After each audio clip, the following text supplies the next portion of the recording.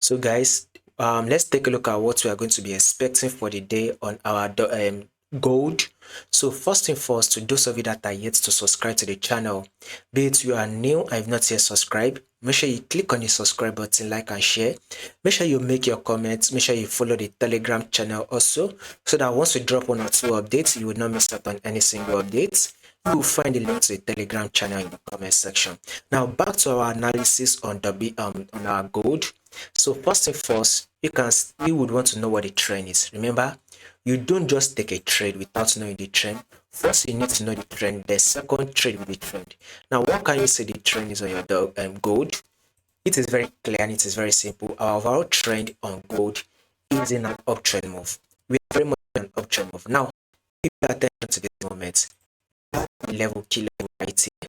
There's also a key level right here. The market will come back to that level, which is a key level. Rejected, not stop that. To retest the same level.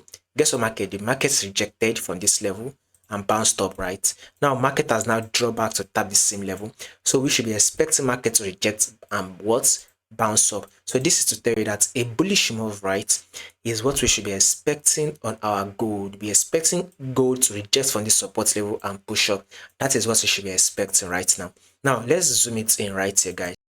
Is it right? Markets literally push up to take out this previous lower high, right? Because when this was previous low and this was the lower high, right? The market was able to drop to give you a new lower low, right? Then take a look at what market did. Market eventually pushed up to take out this previous lower high, right? Thereby forming a change of character.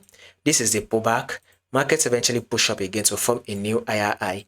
This is the pullback. So with this pullback, we should be expecting market to push up again to form a new higher high, thereby taking out this high. So whatever you would want to be doing on your gold, you would want to be going in for the buy.